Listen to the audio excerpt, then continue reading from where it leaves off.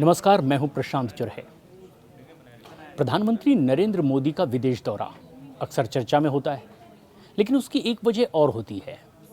जहां विदेश दौरे से भारत को आखिर क्या फ़ायदा होने वाला है, किस किस तरह की संधि हो सकते हैं, या फिर आपस में दो देशों के बीच में किस तरह की सीधी बातचीत हो सकती है, ये तमाम विषय तो चर्चा का विषय बनते ही हैं।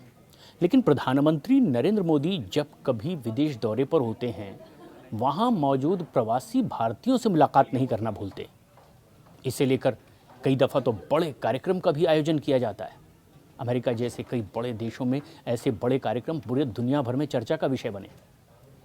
ऐसे में सियासत के तौर पर भी इसे देखा जाता है, तो विरोधी निशाना भी लगाते हैं कि ये एक दरअसल ज़बरदस्ती का किया गया इवेंट है। लेकिन इसे कुछ गहराई से और देखने की ज़रूरत होती है। पीएम मोदी के विदेश दौरों में प्रवासी भारतीयों से मुलाकात के पीछे दरअसल एक बड़ी स्ट्रैटेजी भी होती है।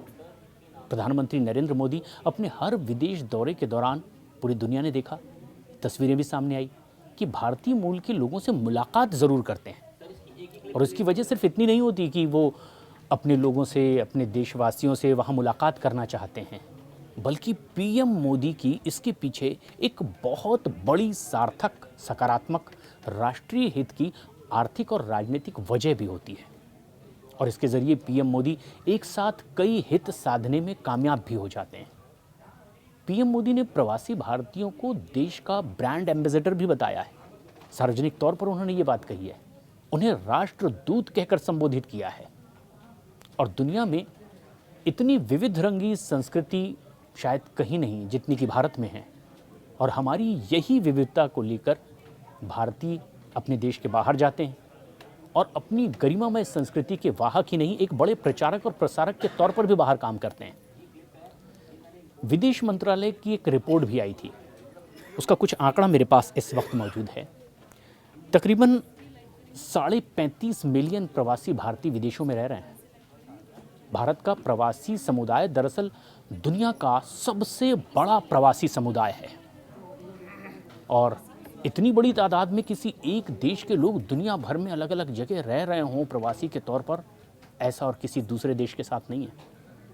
लेकिन वो सिर्फ वहाँ रह नहीं रहे होते हैं, बल्कि इनका वहाँ मेहनत करके कमाया हुआ और भेजा गया 70 से 80 अरब डॉलर से भी ज़्यादा का रेमिटेंट व्यापारिक घाटे में एक भरपाई में बड़ा योगदान देता है। अब ये बात सीधे सार्वजनिक तौर पर राजनीतिक बयानबाजी में सामने तो नहीं आती, लेकिन इसके पीछे एक बड़ी स्ट्रेटजी होती है। ये लोगों की मेहनत का पैसा जब देश में लौटता है तो बड़ा योगदान देता है अर्थव्यवस्था में। क्रॉस नेशनल नेटवर्क का एक वेब बना करके भी भारत को सूचना प्रौद्योगिकी, वाणिज्य, व्यापार में बड़ा फ़ायदा मिला है। मोदी सरकार ने प्रवासियों के लिए कई ऐसे कार्यक्रम भी शुरू किए हैं और इन्हें देश हित में एक सॉफ्ट पावर बताया है। ओवरसीज सिटीजन ऑफ इंडिया और प्रवासी भारतीय दिवस की शुरुआत करके इसे एक नई शक्ति देने की कोशिश की गई है, एक नई दिशा देने की कोशिश की गई है। प्रवासी भारतीयों के ज़रिए वैश्विक समुदाय में अपनी दखल बढ़ाई गई है, जिससे राष्ट्र और ज़्यादा सशक्त हुआ है। अमेरिका में भी जितनी कुल आबादी है उसका 1% ही वहाँ पर प्रवासी भारतीय हैं। लेकिन जो काबिले गौर है वो ये बात है कि जितने भी वहाँ के उच्चतम धनाढ्य लोग हैं उनमें भारतीयों का नाम प्रमुखता से लिया जाता है। जितने बड़े सुशिक्षित लोग हैं उनमें भारतीयों का नाम प्रमुखता से लिया जाता है और ये योगदान वहाँ पर होता है। अगर हम देखें तो कूटनीतिक तरीके से भी ये बड़ा फ़ायदा पहुँचाने वाली बात होती है। लेकिन सवाल यही था कि क्या इसका सही तरीके से इस्तेमाल हो रहा है? कूटनीतिक नज़रिए से विदेश नीति और कूटनीति को एक नई दिशा क्या इससे मिल सकती है? और पिछले कुछ सालों में ऐसी कोशिशें की गई है और उसी की एक झलक देखने को मिलती है जब प्रधानमंत्री नरेंद्र मोदी प्रवासी भारतीयों से इस तरह से मुलाकात करते हैं। वो सिर्फ अपनों से मुलाकात नहीं, बल्कि राष्ट्र हित भी इसमें किस तरह से छिपा होता है, ये इन कुछ आंकड़ों के ज़रिए सामने आता है। और इसके प्रभाव का एक उदाहरण भी आप देख सकते हैं। जब G7 शिखर सम्मेलन इटली की प्रधानमंत्री जॉर्जिया मेलोनी बोल रही थी, ग्लोबल लीडर्स को नमस्ते के ज़रिए उन्होंने स्वागत किया था और इसकी चर्चा पूरी दुनिया में हुई थी। इटली की पीएम मेलोनी ने जर्मन चांसलर ओलाफ स्कॉल्ज और यूरोपियन यूनियन के अध्यक्ष को नमस्ते कहकर संबोधित किया था। कई लोगों ने इसे भारतीय संस्कृति की व्यापकता भी कहा, लेकिन ये कैसे हुआ? इतना प्रभाव आखिर कैसे बढ़ने लगा? इसके पीछे कोई ना कोई ऐसी कूटनीति भी होती है जो शायद उतनी प्रचारित और प्रसारित नहीं होती। कई एक्सपर्ट्स ने तो ये भी कहा है कि ये सिर्फ नमस्ते नहीं है, बल्कि भारत की सॉफ्ट पावर है, जिसकी धाक पूरी दुनिया में जम चुकी है। और अब भारतीय कहना और नमस्ते करने में कोई शर्म या झिझक की बात नहीं रह गई है, क्योंकि भारत को पिछड़ा और थर्ड वर्ल्ड कंट्री मानने वाले देश भी थे। आज पीएम मोदी के साथ तस्वीरें खिंचवाने के लिए वर्ल्ड लीडर्स की लाइन लगी हम देख सकते हैं। साल 2023 में पीएम मोदी ने अमेरिकी संसद को संबोधित किया था तो लगातार तालियां बजती रही थी। जब उनका भाषण खत्म हुआ तो अमेरिकी सांसदों में पीएम मोदी के ऑटोग्राफ लेने की भी होड़ मची दिखाई दी, और ये तस्वीरें भी पूरी दुनिया ने देखी है।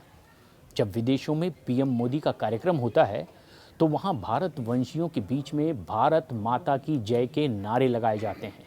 प्रधानमंत्री नरेंद्र मोदी के शब्दों में कहें तो दिल में भारत को बसा कर रखने वाले भारतवंशियों ने ही नमस्ते को मल्टीनेशनल बना दिया है। और ये ऐसी बहुत सी इसकी पीछे की वजह है। जो प्रधानमंत्री नरेंद्र मोदी विदेश दौरा करते हैं तो भारतवंशियों से मिलना नहीं भूलते, क्योंकि माना यह जाता है कि आधिकारिक तौर पर कुछ एक लोग तो वहाँ पर राजदूत के तौर पर काम करते हैं, लेकिन प्रधानमंत्री ने जिस तरह से इन तमाम प्रवासी भारतीयों को राष्ट्रदूत कहा है, उससे उनका समुचित इस्तेमाल भी हो राष्ट्रहित में, इस ओर भी ध्यान देना होता है। अघोषित तौर पर ये एक राजदूत के तौर पर वहाँ काम भी करते हैं।